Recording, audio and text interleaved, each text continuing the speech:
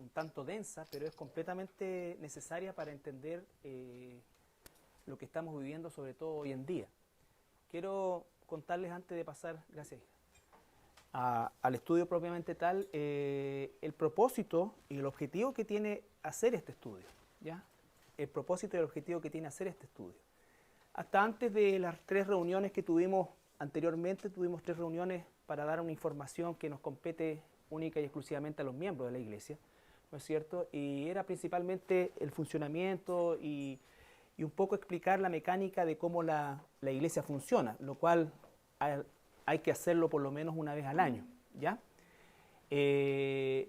Antes de eso habíamos estudiado el fruto del Espíritu durante prácticamente 2 meses, y el fruto del Espíritu constituye, ¿no es cierto?, lo que podríamos decir la base de nuestro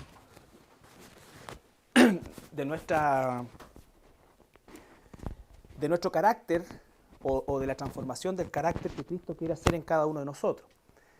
Entonces, ese carácter, efectivamente, al irse desarrollando dentro de nosotros, en nuestra vida, nos va a dar la instancia de ser verdaderos discípulos y dar fruto, que es en definitiva el propósito que tiene el Señor con nosotros. Como decía la palabra, ¿no es cierto?, el propósito es de esculpir el carácter de Cristo en cada uno de nosotros. Ahora bien, una vez que eso lo hemos visto como materia, es algo en que estamos hasta el último día de nuestra vida, es fundamental que nosotros como cristianos, y todos los cristianos debieran hacerlo, es conocer a la luz de la Escritura el tiempo o cuál es el tiempo que estamos viviendo. Vale decir, cuáles son las instancias, el escenario en que nosotros nos estamos moviendo, que por supuesto es el mismo planeta, pero son otras épocas, como dice la Biblia, ¿no es cierto? Y cada época tiene sus características propias, aun cuando la base de esas características se repiten a lo largo de toda la historia humana. Vale decir, guerras, conflictos, en fin, todo lo que eso implica. Ahora bien, nosotros, dice la Biblia, según todo lo que ya la revelación se nos ha entregado, lo que tenemos hoy día nosotros ya no es más revelación, sino que es iluminación. Iluminación significa que la Biblia para nosotros, cada pasaje, cada versículo adquiere un brillo y nos da una enseñanza distinta, complementaria a la que originalmente adquirimos quizás la primera o la segunda vez que leímos ese pasaje. Por eso es que el estudio se llama Cuando brote la higuera. Y quiero decirles que la higuera ya brotó. ¿Ya?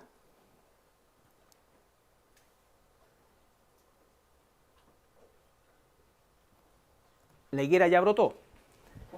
Entonces, el propósito del estudio es que como hijos e hijas de Dios, nosotros debemos saber el tiempo que estamos viviendo.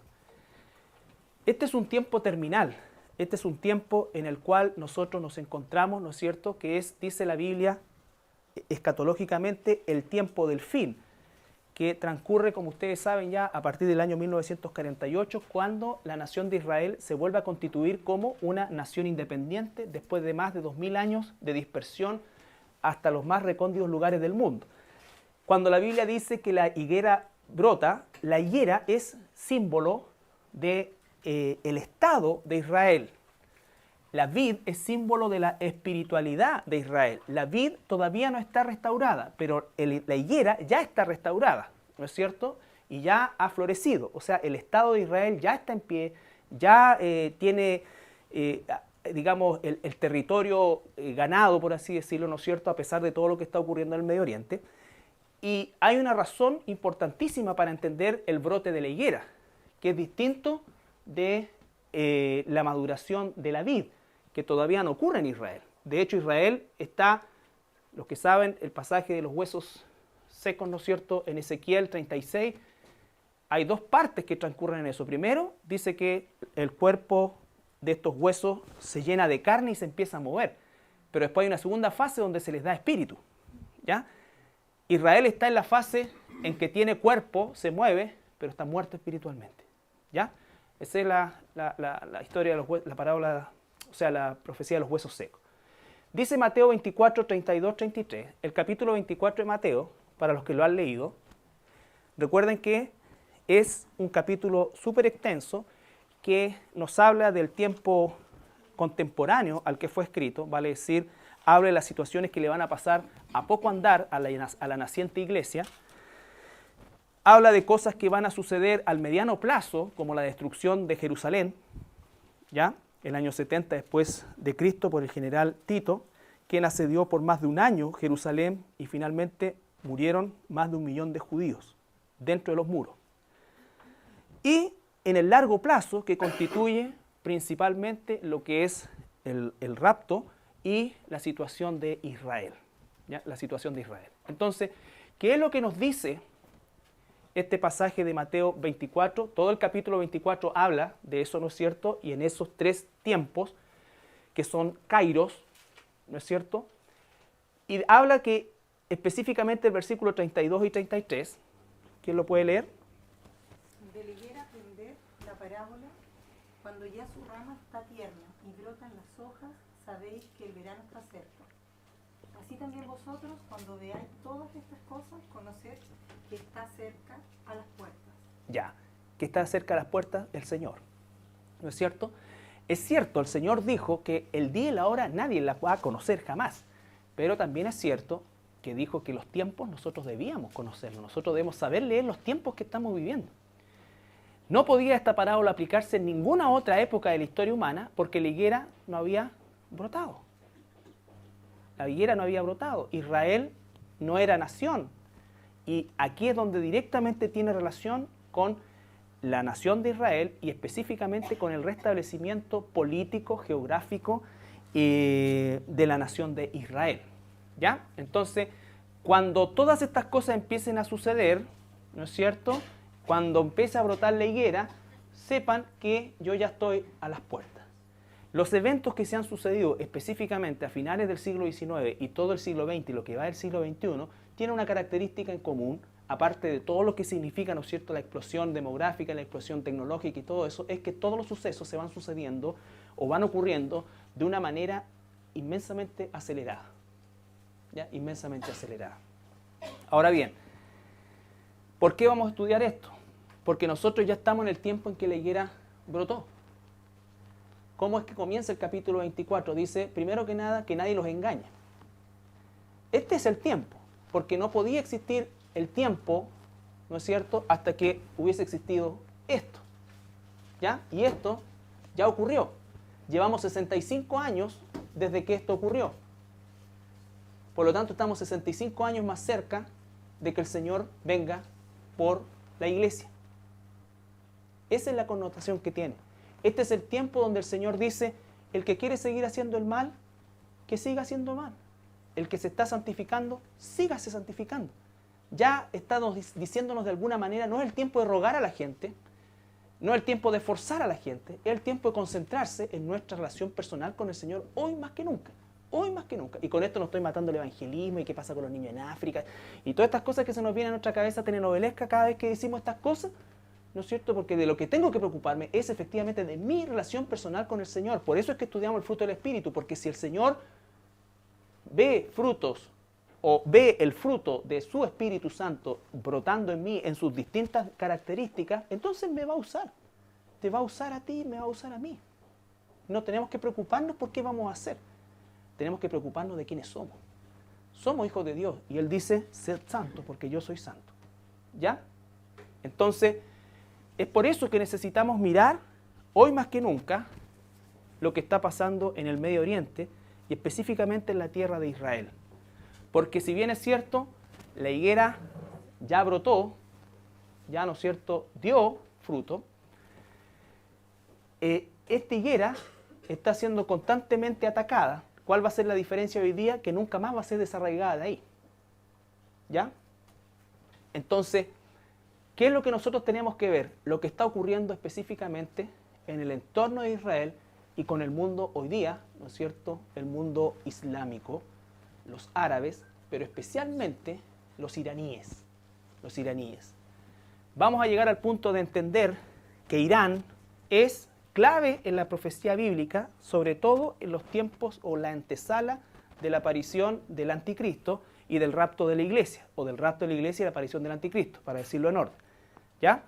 Entonces significa que realmente hoy día el gran actor del Medio Oriente que está empujando, ¿no es cierto?, el odio, el antisemitismo o la judeofobia, y principalmente, ¿no es cierto?, propiciando el exterminio de Israel, que ya tiene sus arsenales nucleares, que tiene todas las cosas ya preparadas para, es Irán. Irán en la Biblia, en la antigüedad, se llamó el reino de Elam, de ahí son los elamitas, ¿ya?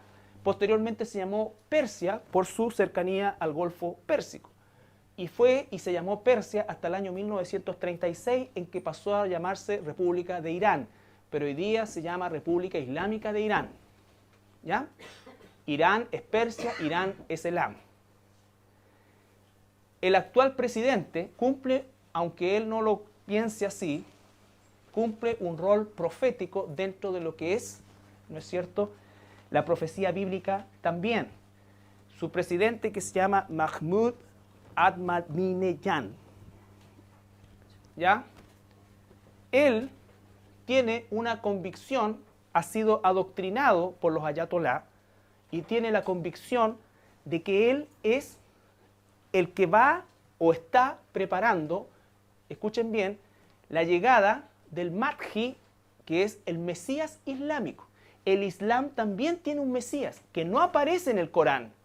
Esto es una invención tardía, pero ya está inserta en el mundo islámico.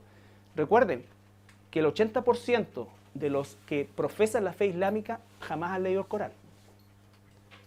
Jamás han leído el Corán. ¿Ya? Entonces, estamos hablando de un pueblo altamente ignorante y a la vez también altamente influenciable. ¿Ya? Entonces, ese 80%, ¿no es cierto? Bueno, el mundo islámico está esperando su Mesías. Y este hombre está convencido que él es el que va a preparar el camino al Mesías. ¿Y en qué consiste la preparación del camino al Mesías? En el exterminio de los judíos, porque el Mahdi va a llegar a Jerusalén. Entonces, por eso es lo que no puede entender Occidente, ni va a entender jamás, que esto no es un asunto político, esto no es un asunto territorial, esto no es un asunto de guerra, no es un asunto bélico, esto es un asunto religioso. Y hay una convicción absolutamente satánica detrás de esto. Así que eso va a ocurrir. El próximo evento que va a desencadenar una gran guerra, que no es la Tercera Guerra Mundial, porque la Tercera Guerra Mundial es el Armagedón, ¿no es cierto?, pero va a ser una tremenda guerra donde va a intervenir Irán, apoyado principalmente por Rusia. Es ese conflicto el que viene ahora. ¿Ya? Es ese conflicto que viene ahora. Por lo tanto, el tema de los palestinos hoy día va a pasar a ser un tema secundario, pero es necesario entenderlo para poder entender esta segunda etapa. Todo el problema palestino que se ha dilatado por casi 20 años, entre comillas, en esta tira y afloja de búsqueda de paz, ¿no es cierto?, va a perder la relevancia que tiene hoy en día en función de la situación que está promulgando Irán. Finalmente, todo esto del mundo palestino, ¿no es cierto?, era la antesala de la verdadera amenaza para Israel, que es Irán. Irán, ¿ya? De hecho, gran parte de los movimientos terroristas, como el Hezbollah en los altos del Golán, en el norte, en Siria, ¿no es cierto?, o el Hamas, que está en el costado de Transjordania, están financiados por Irán. Están financiados por Irán. Arabia Saudita no mete plata acá. Los que meten plata acá fue anteriormente Irak y hoy completamente Irán. Entonces, nosotros como hijos e hijas de Dios, como estudiantes de la Biblia, no podemos ignorar lo que pasa en el Medio Oriente. Tenemos que saberlo. Ya los que estamos aquí tenemos que dar un paso más allá de Juan 3:16. Tenemos que empezar a poder entender, porque esto es lo que nos da convicción. La Biblia es impresionante, la iluminación, cómo se van sucediendo los hechos, está todo ahí. Por eso es que cuando se está hablando y se le está enseñando a la gente en las iglesias, ¿no es cierto?, situaciones en las cuales le prometen un futuro mejor y que esta cosa así, eso no viene de Dios, porque no hay un futuro mejor. Para nosotros hay un futuro esplendoroso, pero para este mundo no hay un futuro mejor. No hay un futuro mejor. ¿Ya? Y no estoy hablando del fin del mundo, no es el fin del mundo como el mundo lo plantea. Es el fin de un sistema que va a dar paso a otro periodo o a otra época de la historia humana y que espero que todos nosotros estemos ahí. ¿Ya? Entonces, ese es el propósito. Y tenemos que partir de lo más atrás posible, ¿no es cierto?, para entender, en primer lugar, el conflicto territorial entre árabes y judíos. Entre árabes y judíos. Que, vuelvo a insistir, no va a ser ni es hoy lo más relevante. ¿Ya? Porque Palestina nunca va a tener un Estado dentro de Israel, la Biblia no dice eso. Nunca va a existir una capital doble en que Jerusalén sea capital de uno y de otro. Eso no va a alcanzar a suceder. ¿Ya? Porque antes de eso va a venir el anticristo. Y el anticristo va a ser recibido por los islámicos como el Mahdi y por los judíos como el Mesías. Y él va a ser el que va a poner orden entre los dos bandos. ¿Ya? Entonces no va a alcanzar a suceder eso. Pero el problema está más hacia el oriente, hoy con Irán. ¿Ya? Por lo demás está decir que este estudio requiere de que tú tengas un mínimo conocimiento de la Biblia. ¿Ya? Y es una responsabilidad nuestra que no podemos dejar de asumir. A lo menos de conocer, ¿no es cierto?, parte importante del Antiguo Testamento y poder tener a lo menos de oído que nos suene algo. ¿Ya? Porque si no se hace imposible explicarlo. O sea, es muy difícil condensar un trazo de siglos de historia en un par de meses, ¿no es cierto?, para poder, en definitiva, llegar a lo que queremos llegar y entender todo el proceso. Porque ese es el compromiso que, por lo menos como iglesia, tenemos. No enseñar la punta del iceberg, sino que enseñar la base del iceberg para entender todo lo que llega hasta arriba. Todo lo que llega hasta arriba. ¿Ya? Y nos tenemos que remitir, en primer lugar, a la tierra de Israel, que antes de llamarse tierra de Israel, se llamaba la tierra de Canaán. Canaán e Israel, o tierra de Israel, o Judá, o Judea, son los únicos nombres que la historia registra. La palabra Palestina, también lo vamos a ver en su momento, es una palabra que no aparece en la historia antigua y pertenece a la historia reciente, más específicamente a partir del año 1967, cuando se establece la OLP, que es la Organización para la Liberación de Palestina, cuyo primer presidente fue uno que no pasó sin pena ni gloria, porque el segundo presidente fue Yasser Arafat y fue quien en definitiva catapultó esta organización eminentemente de carácter terrorista, y ya vamos a ver por qué. Porque lo que tú escuchas en las noticias, lo que yo escucho en las noticias, es todo en contra de Israel. Todo en contra de Israel. Por si ustedes no saben, lo vamos a ver también, pero en esta zona viven hoy en día cerca de 3,5 millones de palestinos, de los cuales el 70% está bajo los beneficios del gobierno israelí. Tienen salud con los israelitas, se educan en colegios israelitas, reciben subsidios habitacionales de los israelitas. Si es el otro 30% que se utiliza como escudo humano por parte, en este caso hoy en día, de Irán. De Irán. ¿Ya? Entonces, la tierra de Canaán, así es como se conoce en el primer tiempo a este territorio que va desde el mar Mediterráneo, que está acá, hasta el río Éufrates. Esa es la tierra de Canaán. Desde la frontera del Líbano en el norte hasta el desierto del Negev en el sur. Todo eso es la tierra de Canaán. Todos tienen internet, busquen sus mapitas, tierra de Canaán, y métanse en la cabecita, ¿no es cierto? Se memorizan el mapa y van a poder entender e ir ubicando las cosas. Es un territorio súper chico.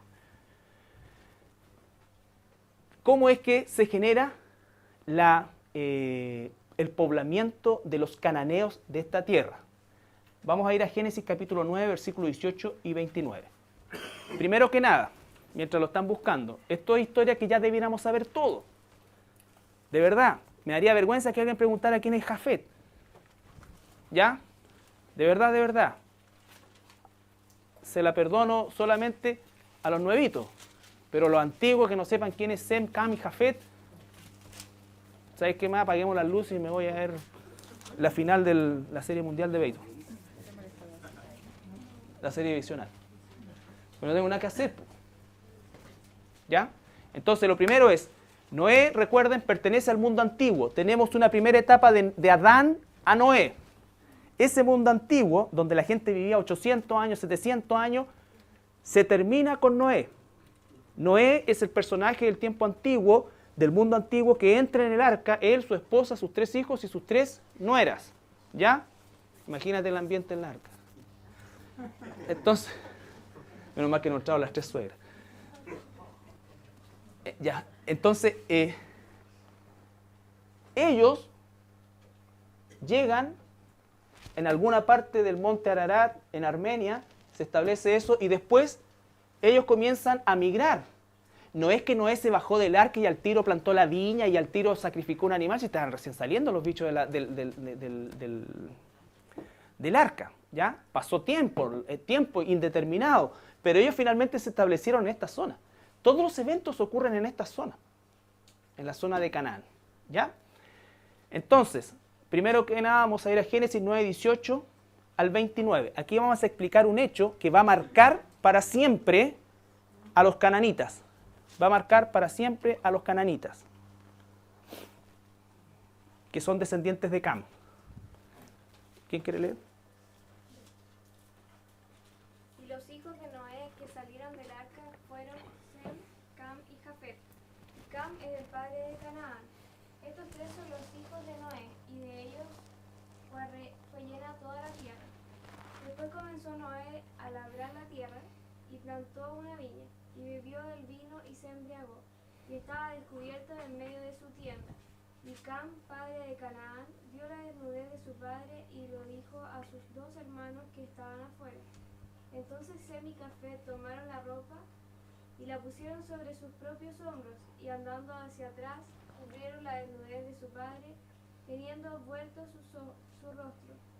Y así no vieron la desnudez de su padre. Y despertó Noé de su embriaguez, y supo lo que le había hecho su hijo más joven, y dijo: Maldito sea Canaán, siervo de siervos serás a sus hermanos. Dijo más: Bendito por Jehová mi Dios sea Sem, y sea Canaán su siervo. Engrandezca Dios a Jafet, y habite en las tiendas de Sem, y sea Canaán su siervo. Y vivió Noé después del diluvio 350 años, y fueron todos los días de Noé 950 años y murió. Ya. Aquí nos vamos a detener un poco. Hay una escena. Salieron del arca, se vinieron para acá, pasaron N cantidad de años. Noé planta una viña, la viña florece, ¿no es cierto? Sale la uva, se cura por inexperiencia seguramente, ¿ya? Pero la cuestión que estaba Calato no es, perdió hasta la túnica. Y aparece este hijo, Cam, ¿no es cierto? Ahora bien, voy a explicar algo que quiero que ustedes tengan bien claro. Esto no es doctrina bíblica, pero sí es conocimiento cultural imprescindible para entender sobre todo la Torá. La Torá son los 5 primeros libros de la Biblia llamados el Pentateuco o la Ley, que son los 5 libros escritos por Moisés, ¿ok? Existe el Talmud, que es la interpretación rabínica de esta Torá, ¿ya? El Talmud es un libro que no tiene mentiras, no es bíblico, pero habla de justamente la tradición y es de muchísima ayuda para entender el contexto histórico en que esto se desarrolla. Esto ustedes si quieren lo pueden desechar, quedarse con el concepto de desnudez, pero creo que es importante que lo entendamos a la luz del concepto cultural. La palabra desnudez que aparece ahí, ¿no es cierto?, tiene 3 palabras en el idioma hebreo. Una de ellas es la desnudez solamente visual, que uno ve la desnudez de alguien, como en el caso de Adán y Eva, que se vieron desnudos, ¿no es cierto?, pero dice que no se hicieron, sino que se taparon. Entonces, hay una desnudez característica. La otra desnudez, que es la palabra que se utiliza acá, incluye el término mancillar. Y el término mancillar ya implica una intervención destructiva de algo, ¿ya? ¿Qué es lo que dice el Talmud judío? Que lo que hizo Cam fue castrar a Noé. ¿Por qué? Porque después, ¿cuál fue la orden de Dios para Sem, Cam, Jafet y Noé incluido? Multiplicarse. Noé no tuvo ni un hijo más. Ni un hijo más.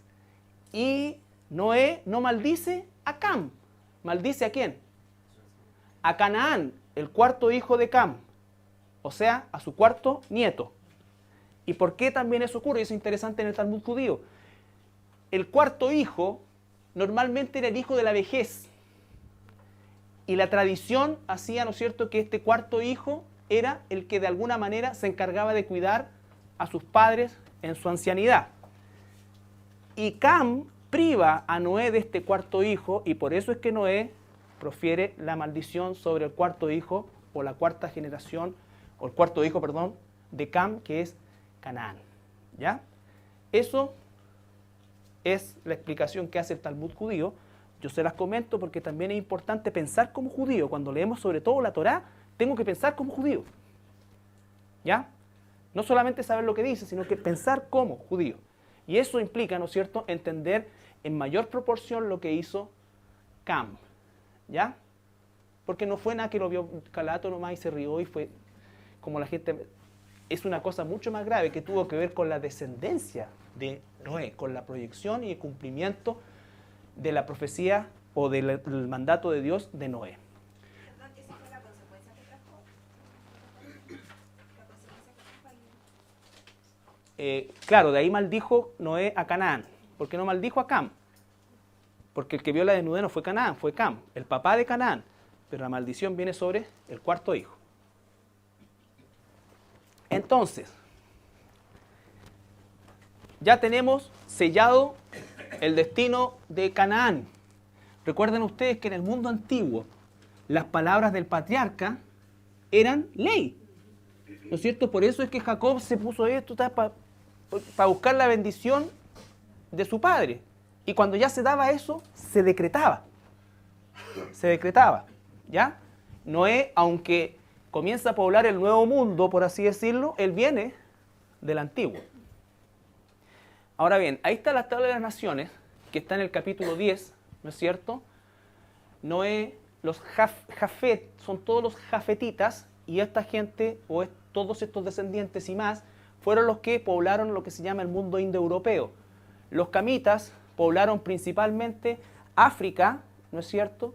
Y una parte del Medio Oriente. ¿Ya? Y los semitas, principalmente todo el Medio Oriente y gran parte también del Oriente. ¿Ya? Entonces, ¿cómo es que se pusieron los ojitos chinitos a los chinos? Bueno, dice todos los genetistas que las razas o todos los seres humanos en nuestro código genético tenemos recesiva todas las razas. Todas las razas. O sea que es factible poder, ¿no es cierto?, tener esta instancia de que se van dando las razas, ¿ya? Se dice que Adán era más rojizo, no era blanco, no era caucásico, porque la palabra Adán significa rojo, que también después derivó en la palabra Edom, y es como la tierra arcillosa, roja, con la que Dios hizo a Adán, ¿ya? Entonces, ¿qué nos interesa? ¿Qué es lo que estamos viendo acá? Cam tuvo Cus, Misraim, Fud y Canaán, cuarto hijo, bajo maldición. Esos Sidón, Het, Jebuseo, Amorreo, van a ser las tribus que van a poblar esa tierra que está ahí, ¿no es cierto? Los amorreos, esta es la misma tierra, aquí está el mar Mediterráneo, aquí está el Israel actual, aquí está Jordania, aquí está el Líbano y aquí está Siria. Fenicia era el Líbano, ¿ya? Y aquí está Edom, el desierto de Arabia. ¿Estamos? Aquí está la repartición de cómo encontraron los judíos al momento de la conquista poblada la zona de la tierra prometida. ¿Ya? ¿Qué es lo que quiero que quede claro con esto? Que ni judíos ni árabes eran los habitantes originales de esta tierra. Por lo tanto, cuando los palestinos comenzaron a declararse ellos sucesores de los filisteos desde el punto de vista de la línea racial o de los cananeos, están completamente falseando eso, porque los palestinos son semitas, no camitas, son descendientes de Sem, no de Cam. Por lo tanto, no existe ninguna continuidad genética que los ligue a estos pueblos. Tampoco a los judíos, que también son semitas. Sin embargo, vamos a ver que es Dios quien decide, como dueño de toda la tierra, darles esta tierra a los judíos. ¿Ya? Entonces, lo primero, la tierra estaba habitada por los cananeos. Los cananeos son 7 hijos de Cam, que formaron 7 reinos en esta zona que genéricamente se llamó Canaán. ¿Ya? Entonces, cuando Josué después realice la conquista, se va a encontrar con esta gente acá. Estos estaban bajo maldición, por lo tanto, es fundamental ver cómo este pueblo o estos pueblos estaban completamente pervertidos, y vamos a entender la orden que recibió Josué antes de entrar a Canaán. Dios le dijo, entra y mata a todos, a las ovejas, a las guaguas, a los niños, a todo. No dejes nada vivo. Y aquí es donde la gente dice, yo no puedo creer en un Dios así, que mate guagua. Lo mejor, lo más misericordioso que hizo Dios fue llevarse a esos niños, porque esos niños cuando crecieran se iban a pervertir igual que sus padres, igual que sus abuelos. Esa era una tierra completamente pervertida, completamente pervertida. En Levítico 18, ustedes tienen que leer del versículo 1 al 30, pero vamos a leer algunos acá.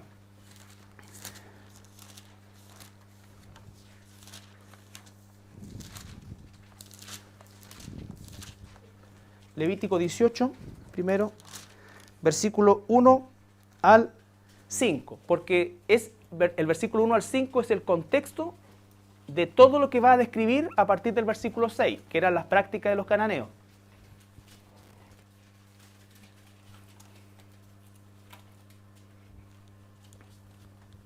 Habló Jehová a Moisés diciendo, habla a los hijos de Israel y diles, yo soy Jehová vuestro Dios.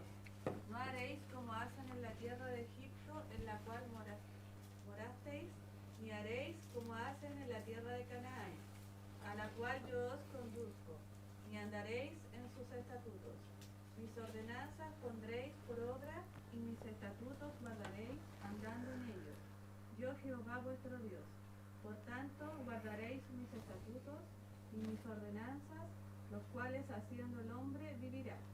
En ellos, yo Jehová. Entonces dice primero el contexto, Moisés los saqué de Egipto, allá practicaban perversión, y la tierra donde los voy a llevar, de igual manera practican perversión. ¿Cuál perversión practicaban? Y aquí empieza a describir a partir del versículo 6.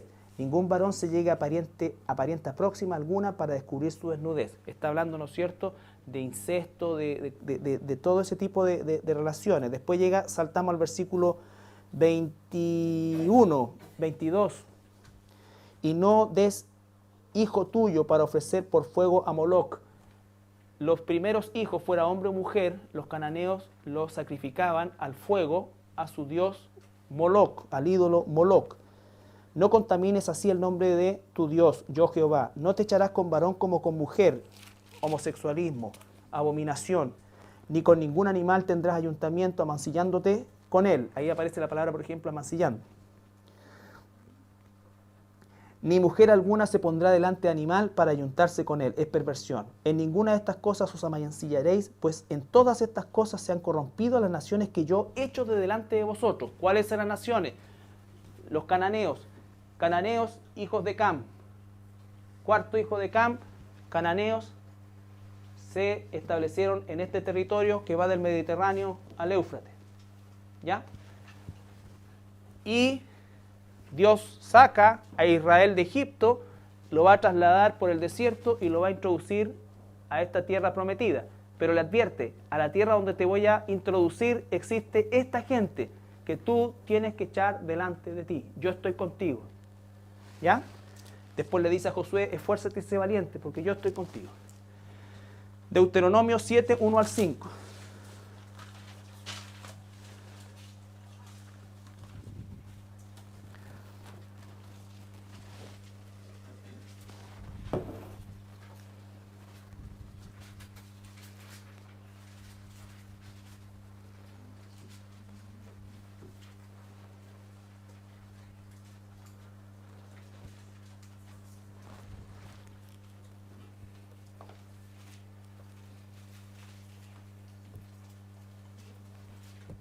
Advertencia contra la idolatría de Canaán.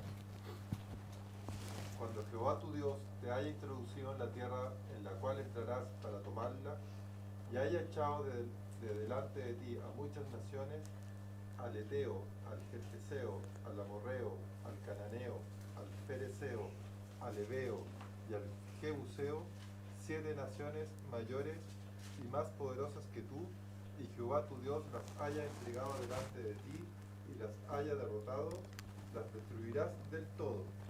No harás con ella alianza, ni tendrás de ella misericordia. Y no emparenterás con ella, no darás tu hija a su hijo, ni tomarás a su hija para tu hijo, porque desviará a tu hijo de en pos de mí, y servirán a dioses ajenos. Y el furor de Jehová se encenderá sobre vosotros y te destruirá pronto. Ya. Entonces le dice, te voy a introducir en la tierra, la gente que vive allá son el Ebeo, el Jebuseo, el Gergeseo, ¿no es cierto? El Eteo, el Amorreo, el Cananeo. Me falta uno. Eteo. Ya. Esos eran los 7 hijos de Canaán. ¿Quién era Canaán? Hijo de Cam. No, hijo de Cam, nieto de Noé. Cam, hijo menor de Noé. Noé, Sem, Cam, Jafet. Cam, Canaán, Eteo, Gergeseo. Cam vio la desnudez de su padre, ¿no es cierto? Y eso hizo que el padre maldijese sobre él. No, sobre el cuarto hijo. ¿Ya? Y esos habitaron esta zona. Se convirtieron en naciones poderosas. Vamos a ver la próxima semana o la subsiguiente la aparición de los gigantes aquí, los famosos gigantes o Nepilim, ¿ya? Entonces, cómo estaban asociados con estas tribus y también con los filisteos, ¿ya? Los filisteos ocupaban únicamente, casi exclusivamente, esta zona de la que es hoy la Franja de Gaza. Los filisteos hasta el día de hoy no hay una certeza si eran camitas o eran jafetitas, porque los filisteos venían de la isla de Creta principalmente, ¿ya? Pero lo que sí estábamos seguros, y están absolutamente seguros, que no eran semitas, ¿ya? Que no eran semitas. Entonces, ahora Deuteronomio 18, 9 al 14. Recuerde que estamos viendo las características de la gente que vivía en Canaán, los cananeos, 7 pueblos más grandes que los judíos, más poderosos, ¿no es cierto? Pero que el Señor dijo que entregaría en su mano. Esto es como en el caso de nosotros, que estamos todos los días llenos de cananeos y el Señor nos lo entrega en nuestra mano, pero hay que luchar. No fue una cosa de 1, 2, 3, se mueren. Tuvieron que pelear contra ellos. Pero ¿cuál era la certeza? Que la victoria estaba asegurada. Por supuesto. Deuteronomio 18, 9 al 14. Cuando entres a la tierra que Jehová tu Dios te da, no aprenderás a hacer según las abominaciones de aquellas naciones. No sea hallado en ti quien haga pasar a su hijo o a su hija por el fuego, sin quien practique adivinación, ni agorero, ni sortilegio, ni hechicero, ni encantador, ni adivino, ni mago, ni quien consulte a los muertos. Porque es abominación para con Jehová cualquier que hace estas cosas. Y por estas abominaciones Jehová tu Dios echa estas naciones de delante de ti. Perfecto serás delante de Jehová tu Dios, porque estas naciones que vas a heredar a agoreros y a adivinos oyen, mas a ti no te ha permitido esto Jehová tu Dios. Entonces, no solamente estaban pervertidos sexualmente, sino que estaban, como suele suceder, la combinación de la perversión sexual con todas estas instancias esotéricas, de brujería, de todas esas cosas, van de la mano, ¿ya? Así estaban los cananeos, por eso la orden fue, entra y extermina todo. Y es la misma orden que tenemos nosotros, no transemos con los cananeos que están dentro de nosotros. Hay que exterminarlo, ¿ya? Entonces, ¿se entiende esta primera parte? ¿Quién no entiende, de verdad? La próxima semana tenemos prueba de los cananeos. Sí. Ya, entonces lo primero es que la tierra originalmente no estaba ocupada ni por israelitas ni por árabes. Vale decir, no habían vestigios semitas ahí. Dios va a introducir a su pueblo Israel de raza semita en esta tierra que está habitada por cananeos. ¿Cómo es que comienza el proceso? Es aquí donde los quiero llevar. Comienza con un hombre llamado Abraham, y que después se le cambió a Abraham, padre de naciones, ¿no es cierto? Y este hombre fue sacado, primeramente con su familia, con su padre, de Ur de los Caldeos. Ur de los Caldeos está al sur del actual Irak y pertenecía al reino de Babilonia. Por lo tanto, Abraham era babilonio, pero semita. Todavía no existe Israel. Israel no existía todavía, ¿ya? Dios va a sacar a este hombre, lo va a establecer un tiempo en esta zona de Harán para posteriormente introducirlo en la tierra de Canaán, ¿ya? Pero él no posee la tierra, solamente posee una propiedad pequeña al sur de Hebrón llamado Macpela, donde finalmente sepultó a su esposa y fue sepultado él también, que se conoce hasta el día de hoy como la tumba de los patriarcas, ¿ya? Entonces, ¿cómo es que comienza esta historia del pueblo de Israel que va a ser introducida en esta tierra que no le pertenecía originalmente? Vamos a ver Génesis 12, 1 al 9. Por lo tanto, Abraham no es israelita, es padre de israelitas y de árabes. Cuando Dios habla con Abraham y le dice, te daré tu descendencia, no se está refiriendo a Ismael, porque Ismael no es el hijo de la promesa. El hijo de la promesa es Isaac. Muy bien. Génesis 12, 1 al 9.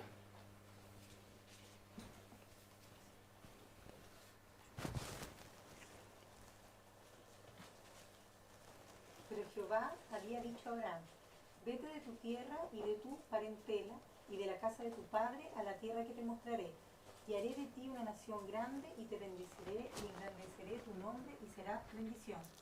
Bendeciré a los que te bendijeren y a los que te maldijeren maldeciré, y serán benditas en ti todas las familias de la tierra. Y se fue Abraham como Jehová le dijo, y Lot fue con él. Y era Abraham de edad de 75 años cuando salió de Harán. Tomó pues Abraham a Sarai su mujer y a Lot, hijo de su hermano, y todos sus bienes que habían ganado y las personas que habían adquirido en Harán, y salieron para ir a tierra de Canaán, y a tierra de Canaán llegaron. Y pasó Abraham por aquella tierra hasta el lugar de Siquem, hasta el encino de More, y el cananeo estaba entonces en la tierra. Y apareció Jehová a Abraham y le dijo, a tu descendencia daré esta tierra. Y edificó allí un altar a Jehová, quien le había aparecido. Luego se pasó de allí a un monte al oriente de Betel, y plantó su tienda, teniendo a Betel al occidente y ahí al oriente, y edificó allí altar a Jehová, e invocó el nombre de Jehová. Ya. Y Abraham partió de allí, caminando y yendo hacia el Nehuel. Ya. Ahora, el capítulo 11, para tener el contexto completo, versículo 31.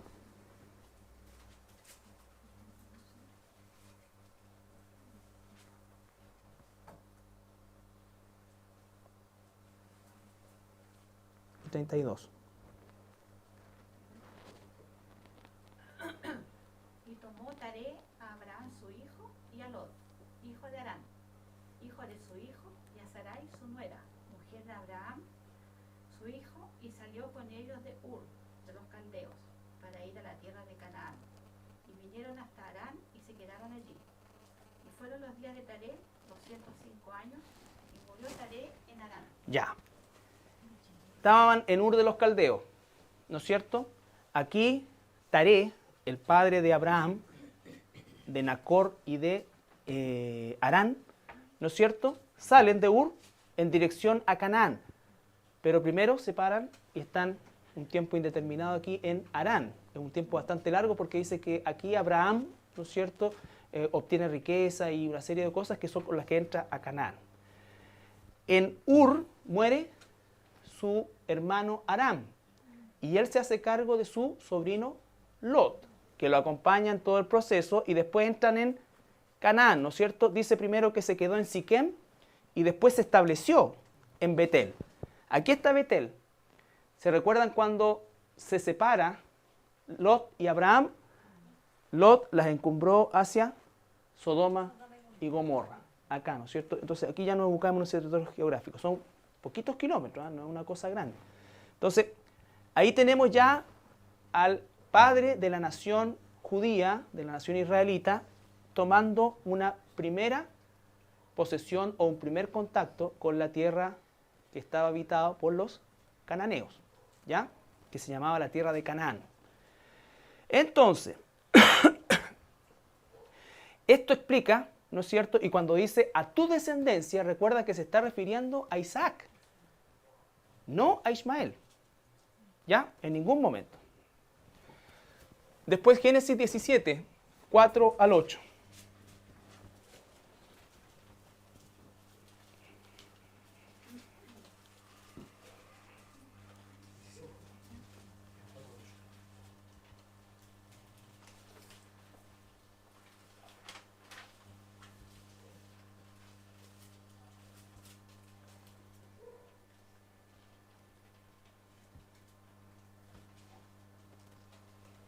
He aquí mi pacto es contigo, y serás padre de muchedumbre de gentes. Y no se llamará más tu nombre Abraham, sino que será tu nombre Abraham, porque te he puesto por padre de muchedumbre de gentes. Ya, ahí le cambia el nombre, ¿no es cierto? Y finalmente Génesis 15, ustedes lean del 1 al 21, vamos a leer algunos pasajes de ahí. Génesis 15.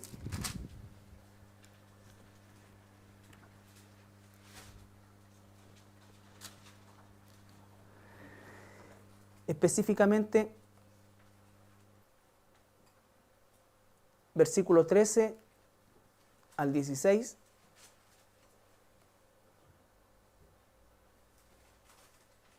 Primero del 13 al 16.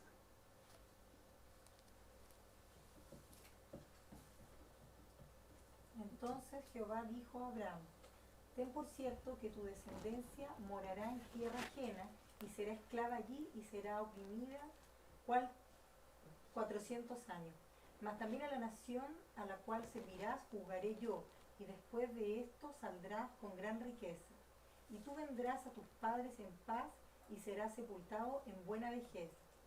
Y a la cuarta generación volverán acá, porque aún no ha llegado a su colmo la maldad del amorreo hasta aquí. Ya. Primera cosa dice, ten por cierto que tu descendencia, ¿cuál descendencia? Isaac. ¿Qué viene después de Isaac? ¿Y qué viene después de Isaac? Jacob, ¿no es cierto? Por eso los patriarcas son Abraham, Isaac, Jacob, porque después de Jacob se abre en las 12 tribus. Los patriarcas son solamente esos tres. Ahora bien, dice tu descendencia, se está refiriendo a Israel, ¿no es cierto? Va a ser cautiva 400 años. ¿Dónde estuvo cautiva 400 años? En Egipto, ¿no es cierto? Por lo tanto, ¿esto qué es lo que hace? Ratificar que la descendencia que se está refiriendo Dios a Abraham no es la descendencia de Ismael, que ni siquiera estaba en la mente, ni en los planes de Abraham, ni en los de Dios. Por decir una cosa, Dios lo sabe todo. Entonces, dice que después de esos 400 años van a volver, ¿a dónde? A Canaán. Abraham está aquí. ¿Ya? Después dice que van a volver ahí. Él, por supuesto que ya no, porque va a ser 400 años después, va a estar muerto ya. Y dice, versículo 16.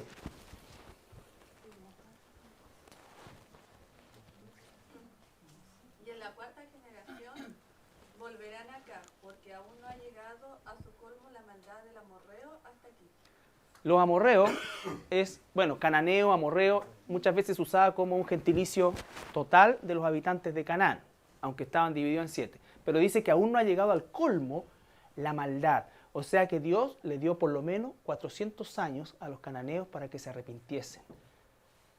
Los 400 años que tuvo en Egipto esclavizado Israel fue una oportunidad para que los cananeos se arrepintiesen, porque dice el Señor todavía no llega al colmo. Cuando llegó al colmo, entonces ejecutó sentencia sobre ellos. ¿Ya? Entonces, sigamos en el 18.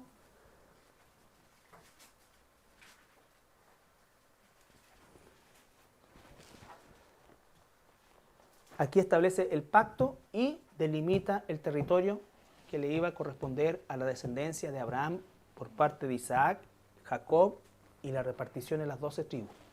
Carlito, la ejecución de la sentencia era eliminar cuando Josué pasó y lo eliminó. Exacto. El mandato de él. Exacto. Que no lo hizo totalmente. Claro.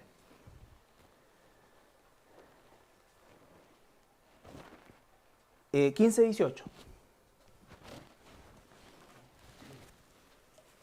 Y en aquel día hizo Jehová un pacto con Abraham, diciendo: a tu descendencia daré esta tierra, y desde el río de Egipto hasta el río grande, el río Éufrates. Entonces ahí, imagínate, incluye algo más grande que donde vivían los cananeos. Habían otros pueblos, los ceneos, ¿no es cierto? Y ahí los empieza a nombrar.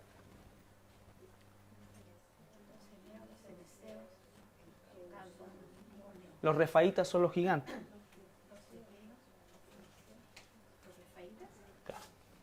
Entonces le dice que va a ser desde el río de Egipto, vale decir, acá está el Nilo. El río Nilo está por acá, ¿no es cierto? No, por acá. ¿Ya? Dice que era desde aquí, vale decir que incluía toda la península del Sinaí. ¿Hasta dónde? Hasta el río Éufrates, o sea, hasta la frontera con Irak o con Babilonia. Todo ese era el territorio del pacto abrámico. ¿Ya? Todo ese era el territorio del pacto abrámico. Vamos a ver cómo se perdió gran parte de esta tierra justamente porque no se cumplieron las órdenes al pie de la letra de lo que Dios pedía. Y los pueblos que estaban aquí, que debían ser expulsados, aparte de los cananeos, ¿no es cierto?, terminaron los judíos, los israelitas, haciendo normalmente alianzas con ellos. ¿Ya? Alianzas con ellos. Ya.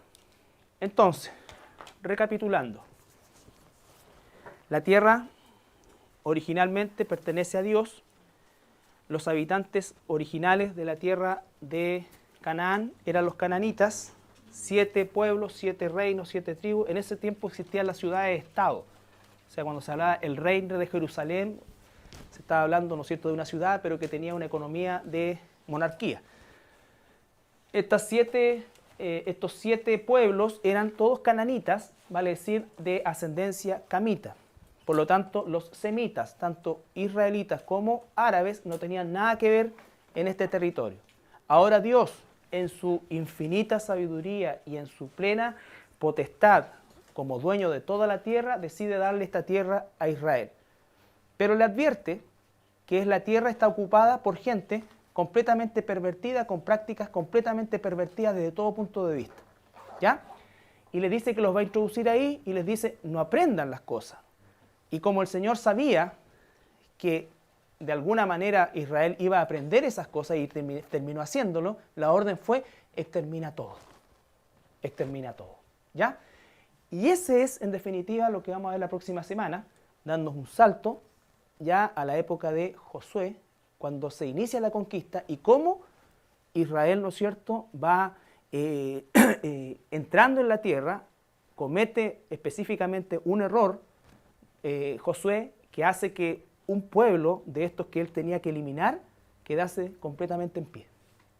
¿Ya? Aunque después votó y exterminó a todos, es lo que hizo Saúl cuando el rey le dijo, ¿no es cierto?, a los amalecitas, todos muertos. Y Saúl le perdonó la vida al rey Amalek. ¿Se sabe por qué razón Dios le prometió ese sector de la tierra ahí a Israel? Porque mayoritariamente es una tierra desértica.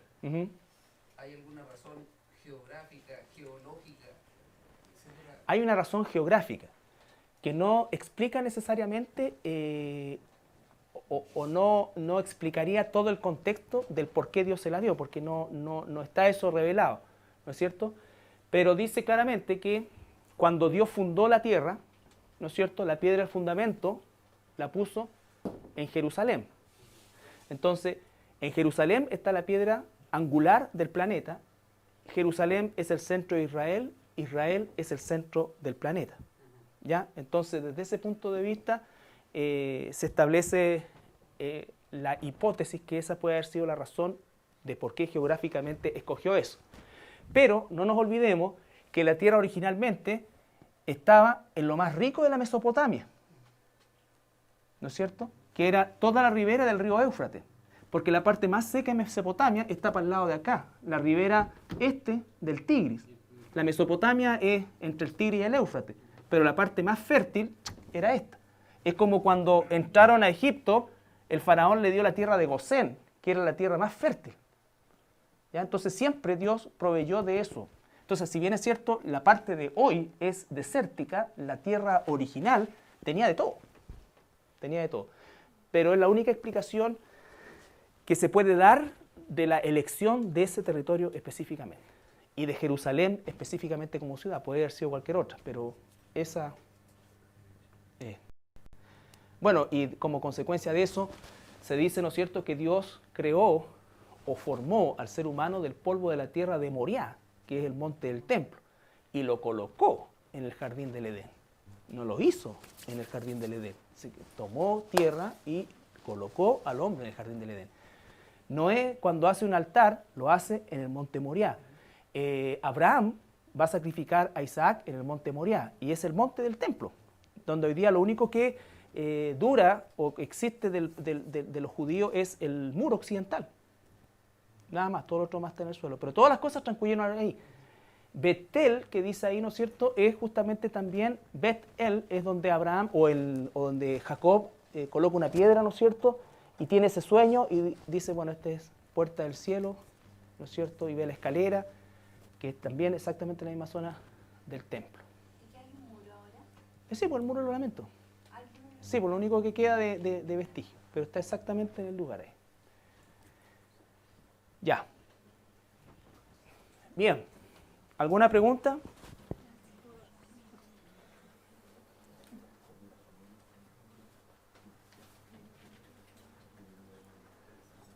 Si anotaron los versículos, estudien los capítulos enteros.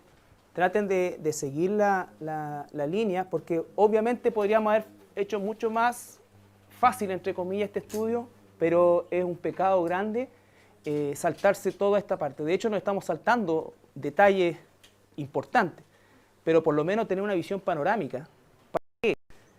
Para que finalmente, como doctrina de Iglesia Cristiana de La Serena, porque lo que menos queremos es dar opiniones al respecto, la Iglesia Cristiana de La Serena enseña, de acuerdo a la Biblia, que esa tierra que hoy día está en conflicto le pertenece a Israel. ¿Estamos? Esa es la posición nuestra como iglesia. Porque tú vas a encontrar, no, que esto acá, que allá, que allá, que allá. Pero esa es la posición por la cual nosotros establecemos un estudio de estas características. ¿Y ese detalle importante que se saltan es con versículos bíblicos? Sí, pero ¿Podrían ponerse los versículos? ¿Solamente sin pasarlos para que uno los vea en su casa? no, pues que si tú lees el Génesis completo, vas a encontrarlos solo. Aquí están los más importantes. Y con eso tú vas siguiendo la línea. Por ejemplo, el capítulo 12... tomamos un extracto, pero está todo el capítulo. El capítulo 11 tomamos un extracto. Entonces tú cuando sigues la línea completa, no va... En el fondo te requiere un estudio de la Biblia completa. Esa es la verdad de las cosas. Pero por lo menos, ¿no es cierto?, tener esta línea de tiempo que nos permita tener esa claridad y tener una posición bíblica frente a una situación absolutamente contemporánea y trascendental. Ustedes saben, escuchan a los analistas políticos que hablan cada sandez, cada cabeza de pescado, y no entienden porque obviamente esto no se puede entender geopolíticamente, esto se tiene que entender bíblica y espiritualmente.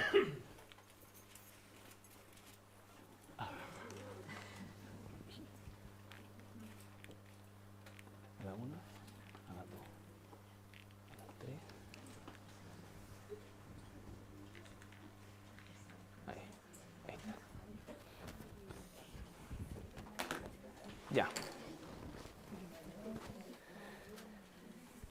A ver. Guillermo, ¿puede orar para terminar?